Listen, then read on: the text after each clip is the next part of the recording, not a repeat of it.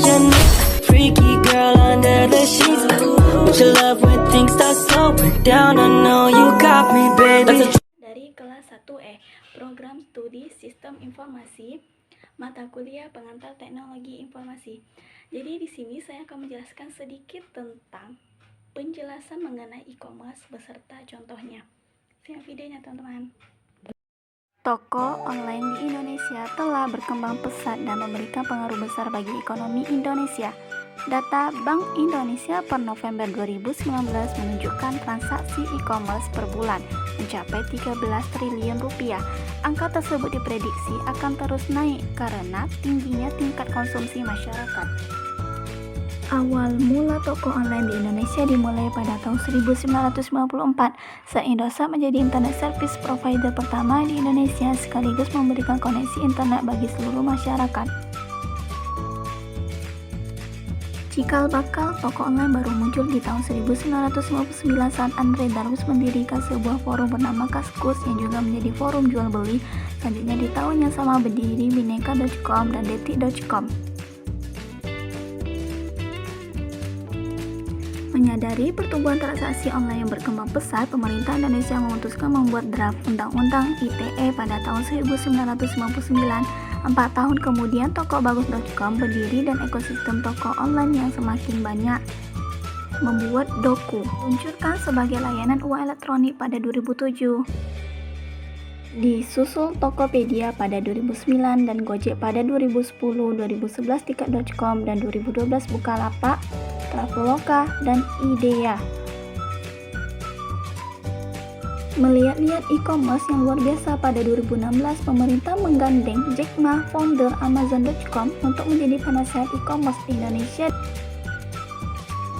Dan lahirlah Roadmap E-commerce 2017-2019 yang berisi 7 hal, yaitu pendanaan, perpajakan, perlindungan konsumen, pendidikan dan SDM, logistik, infrastruktur, komunikasi, keamanan cyber, dan pembentukan manajemen pelaksana.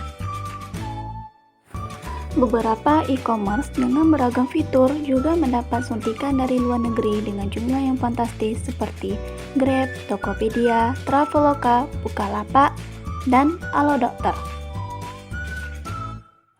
Hingga kini sudah tidak terhitung ada berapa banyak e-commerce dan layanan uang elektronik yang muncul.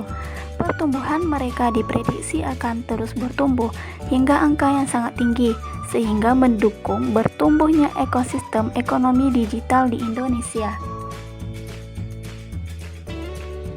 Namun setidaknya ada 7 jenis e-commerce yang ada di Indonesia. Yang pertama adalah business to business atau B2B, meliputi semua transaksi elektronik, barang atau jasa yang dilakukan antar perusahaan. Umumnya e-commerce dengan jenis ini dilakukan dengan menggunakan ID atau Electronic Data Interchange dan email dalam proses pembelian barang dan jasa, informasi dan konsultasi atau pengiriman dan permintaan proposal bisnis seperti Busy Group.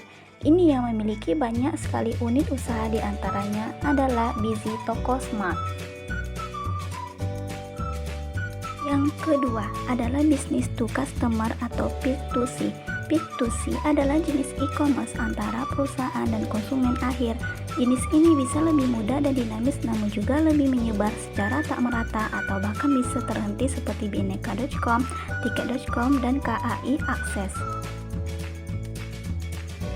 Yang ketiga adalah customer to customer atau C2C.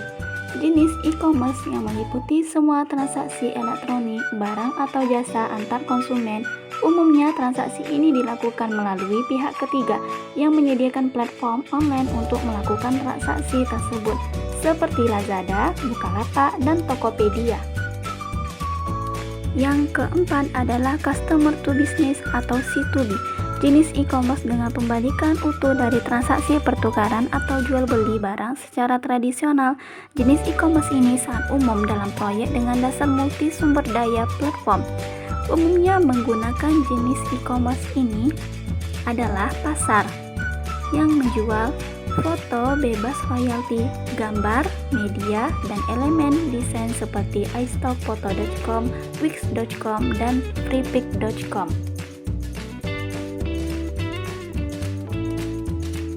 Yang kelima dan yang keenam adalah business to administration maupun customer to administration. Keduanya sama-sama terkait dengan gagasan efisiensi dan kemudahan penggunaan layanan yang diberikan untuk masyarakat oleh pemerintah, juga didukung dengan teknologi informasi dan komunikasi. Yang ketujuh adalah online to offline, jenis e-commerce yang menarik pelanggan dari saluran online ke bentuk fisik seperti Grab, Gojek, dan mataharimall.com. Pertumbuhan e-commerce ini membawa pengaruh positif pada 3 faktor vital ekonomi Indonesia. Yang pertama adalah membuat lapangan pekerjaan lebih luas, yang kedua tingkat belanja yang lebih efisien, yang ketiga pertumbuhan ekonomi daerah. Ekonomi digital Indonesia diproyeksikan akan mendekati 40 miliar dolar Amerika Serikat dan meningkat menjadi 133 miliar dolar Amerika Serikat pada tahun 2025. Angka tersebut naik sebanyak 30% dari angka yang telah diprediksi sebelumnya, seperti dilansir dari kompas.com.